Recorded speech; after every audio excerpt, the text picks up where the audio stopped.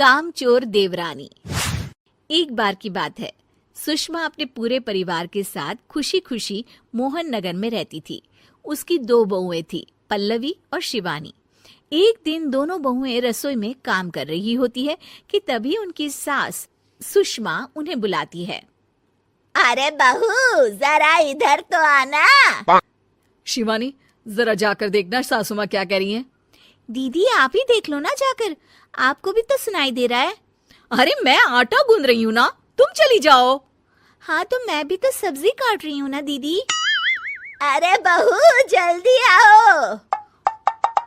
ओह, ये तो जाएगी नहीं, मैं ही जाकर देखती हूँ कि क्या करना है। पल्लवी सुषमा के कमरे में जाती है। जी मम्मी जी, क्या हुआ? शाम को घर पर कुछ मेहमान आने वाले हैं, तो तुम अच्छा सा खाना बना लेना बहू।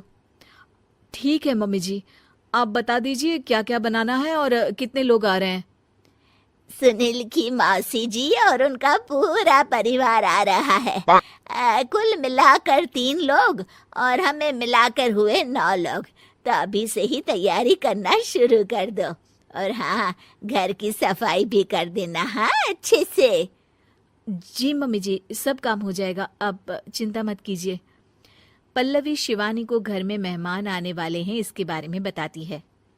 क्या 9 लोगों का खाना बनाना होगा, घर की सफाई करनी है?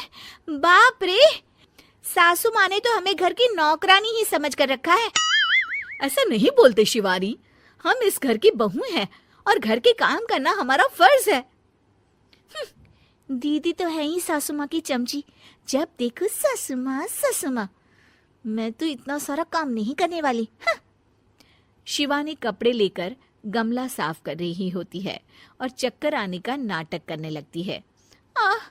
मेरा सर चकरा रहा है। तभी वहां पल्लवी और सासू माँ जाते हैं। अरे बहू, क्या हो गया तुम्हें? मम्मी जी, बहुत तेज सर में दर्द हो रहा है। तुम एक काम करो शिवानी, आराम कर लो। नहीं नहीं दीदी, घर में मेहमान आने वाले हैं, मुझे आपकी मदद करनी चाहिए। अरे कोई बात नहीं शिवानी, तुम आराम कर लो, मैं सब काम कर लूंगी। ठीक है दीदी, अगर आप इतना कह रही हैं तो आराम कर लेती हूँ। शिवानी आराम से अपने कमरे में मैगजीन पढ़ रही होती है। इसे कहते हैं आराम की जिंदगी। इतना सारा काम। चलो सारा काम खत्म हो गया, शिवानी को देख आती हूँ। शिवानी अपने कमरे में ईयरफोन में गाने सुनते सुनते सो जाती है और उसके साइड में मैगजीन भी रखी होती है। पल्लवी वहां आ जाती है और वो सब देखती है। ओहो, तो मतलब सब काम चोरी का बहाना था। अभी बताती हूँ इसको। घर का सारा काम मुझे करना पड़ा और ये महारानी यहाँ मैगजीन पढ़ रही है, गाने सुन रही है। पल्लवी रसोई से एक प्लेट और चम्मच लेकर आती है और शिवानी को थाली बजाकर उठाने लगती है। शिवानी अचानक से उठती है। उठ गई महारानी, गाने भी सुन लिए, मैगजीन भी पढ़ ली।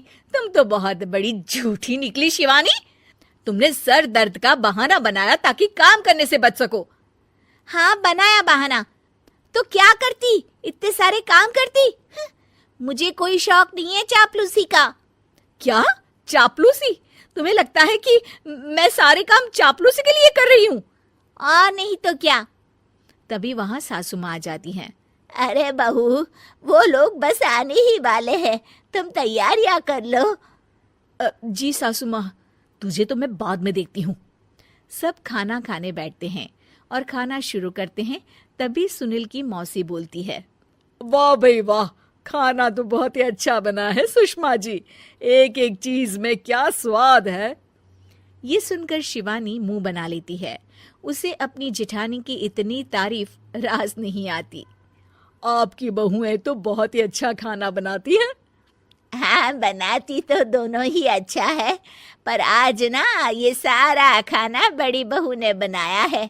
छोटी बहू की तबीयत ठीक नहीं थी, सो इसलिए। मानना पड़ेगा सुषमा जी, आपकी बड़ी बहू तो बहुत ही गुणवान है। पल्लवी की तारीफ सुनकर शिवानी को जलन होती है। पल्लवी ये सुनकर खुश हो जाती है और शिवानी की तरफ देखकर उसे चिढ़ाती है।